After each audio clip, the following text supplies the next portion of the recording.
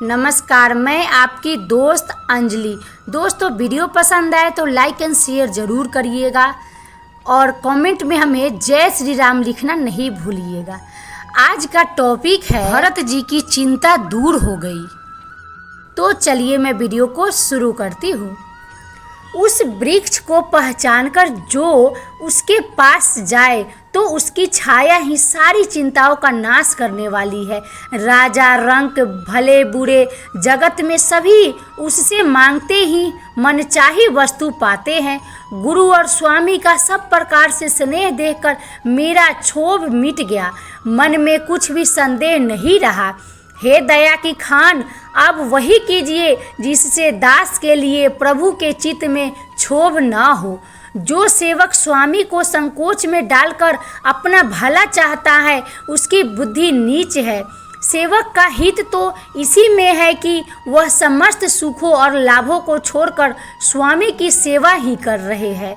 हे नाथ, आपके लौटने में सभी का स्वार्थ है और आपकी आज्ञा पालन करने में करोड़ों प्रकार से कल्याण है। यही स्वार्थ और परमार्थ का सार है। समस्त पुण्यों का फल और संपूर्ण शुभ गतियों का श्रृंगार है।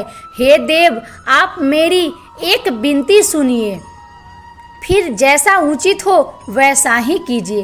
राज तिलक की सब सामग्री सजाकर लाई गई है। जो प्रभु का मन माने तो उसे सफल कीजिए। छोटे भाई शत्रुघ्न समेत मुझे वन में भेज दीजिए और अयोध्या लौटकर सबको सनाथ कीजिए। हे नाथ, लक्ष्मण और शत्रुघ्न दोनों भाइयों को लौटा दीजिए और मैं आपके साथ चलूं, अथवा हम तीनों भाई वन चले जाए। और हे श्री रघुनाथ जी, आप श्री सीता जी सहित अयोध्या को लौट जाइए। हे दया के सागर, जिस प्रकार से प्रभु का मन प्रसन्न हो वही कीजिए। हे देव, आपने सारा भार, सारा जिम्मेवारी मुझ पर रख दीजिए, पर मुझ में न तो नीति का विचार है न धर्म का। मैं तो अपने स्वार्थ के लिए सब बातें कह रहा हूँ। दुखी मनुष्य के चित्त में विवेक नहीं रहता। स्वामी की आज्ञा सुनकर जो उत्तर दे, ऐसे सेवक को देखकर लज्जा भी लजा जाती है। मैं अब गुणों का ऐसा अथाह समुद्र हूँ कि प्रभु को उत्तर दे रहा हूँ, किंतु स्वामी आप स्नेहवश साधु कहकर मुझे सराहते हैं। हे कृपालु, अब तो वही मत मुझे भाता है जिससे स्वामी का मन संकोच न पावे। प्रभु के चरणों की शपथ मैं सत्य भाव से कहता हूँ, जगत के कल्याण के लिए एक यही उपाय है। प्रसन्न मन से संकोच त्याग कर प्रभु जिसे जो आज्ञा दे उसे सब लोग सिर चढ़ा चढ़ाकर पालन करेंगे और सब उपद्रव और उलझने मिट जाएगी। भरत जी के पवित्र वचन सुनकर देवता हर्षित हुए और साधु साधु कहकर सराहना करते हुए देवताओं ने फूल बरसाए। अयोध्या निवासी असमंजस के वश हो गए कि देखे अब श्री राम जी क्या कहते हैं। तपस्वी तथा वनवासी लोग श्री राम जी के वन में बने रहने की आशा से मन में परम आनंदित हुए, किंतु संकोची श्री रघुनाथ जी चुप ही रह गए। प्रभु की यह मौन देख सारी सभा सोच में पड़ गई। उसी समय जनक जी के दूत आए। यह सुनकर मुनि वशिष्ठ जी ने उन्हें तुरंत बुलवा लिया। उन्होंने प्रणाम करके श्री रामचंद्र जी को देखा। उनका मुनियों का सा वेश देखकर वे बहुत ही दुखी हुए। मुनि श्रेष्ठ वशिष्ठ जी ने दूतों से बात पूछी कि राजा जनक का कुशल समाचार कहो।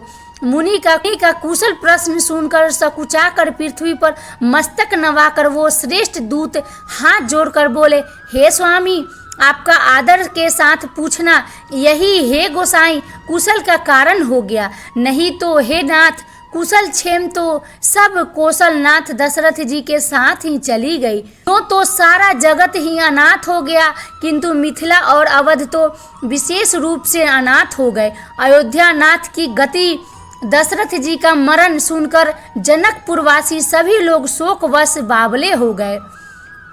उसी समय जिन्होंने विदेह को शोक मग्न देखा, उनमें से किसी को ऐसा न लगा कि उनका विदेह नाम सत्य है, क्योंकि देहाभिमान से शून्य पुरुष को शोक कैसा।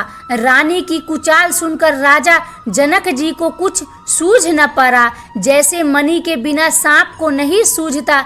फिर भरत जी को राज और श्री रामचंद्र जी को वनवास सुनकर मिथिलेश्वर जनक जी के हृदय में बड़ा दुख हुआ। राजा ने विद्वानों और मंत्रियों के समाज से पूछा कि विचार कर कहिए, आज क्या करना उचित है।